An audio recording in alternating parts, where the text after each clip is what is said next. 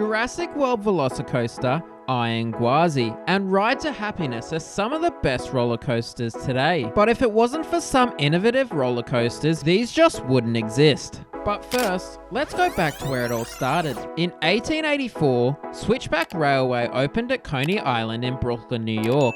Passengers climbed to the top of a platform and rode a bench-like car down the 600-foot track. Upon reaching the end, the vehicle was then switched to a return track, where the passengers took a return trip. This track design was soon replaced with an oval complete circuit. As popularity grew, experimentation in coaster dynamics took off. Soon, roller coasters spread to amusement parks around the world, and some even still operate to this current day. As years went on, manufacturers began pushing the boundaries. Some paid off, and some, well, didn't. We'll be looking at roller coasters that took risks and paid off, thus changing the roller coaster industry forever. This is roller coasters that changed the industry. Episode 1, Matterhorn Bobsleds. Disneyland, Anaheim, California. The Matterhorn Bobsleds at Disneyland was the first ever tubular steel roller coaster. It was designed to replace the aging wooden roller coasters of the time.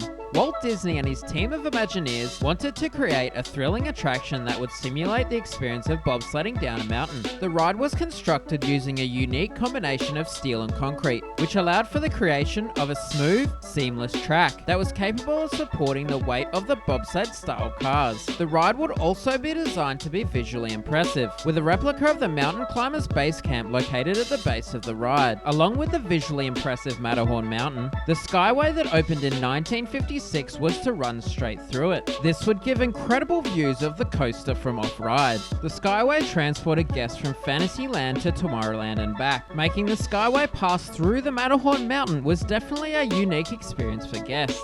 The Skyway remained open until 1994, but unfortunately was closed due to safety concerns. However, the tunnel that passed through still remains a part of the ride to this day, and continues to be one of the most iconic features on the attraction. The mountain stands at 147 feet tall, which is 1/100th of the actual Matterhorn Mountain. The attraction officially opened in 1959, with Walt Disney, his family, and Vice President Richard Nixon being the first to ride. Walt Disney also placed multiple cars on the track. This was an important strategy for cutting down wait times. This is something seen on most roller coasters today, using multiple trains to increase throughput. Once the Matterhorn was eventually changed to have 2 cars per train, this increased the throughput to 1,500 guests per hour.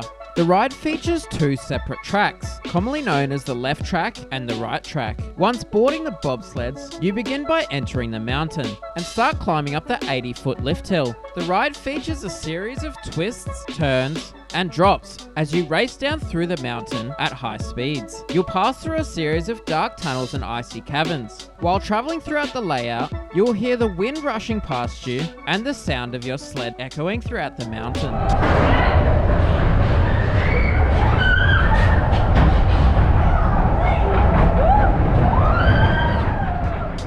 Halfway through the layout, you'll encounter the Abominable Snowman, a terrifying creature that will try to capture you as you race by. He's then spotted a second time as you come nearing to the end of the layout. The roller coaster finishes with a splashdown element. The water acts as brakes, slowing the train down at the end of the ride. This is also an element seen on roller coasters today. The development of the tubular steel roller coaster track by Disney's Imagineers for the Matterhorn bobsled ride was a major milestone in the history of roller coaster design. Since its debut, Matterhorn Bobsleds has become one of the most beloved attractions at Disneyland. The tubular steel track remains a standard feature of modern roller coasters and continues to be refined and improved upon by designers and engineers to this day. Leave a like for this series, as it greatly helps beat the YouTube algorithm. Make sure to subscribe for more roller coaster content. Thanks for watching, and I'll see you in the next one.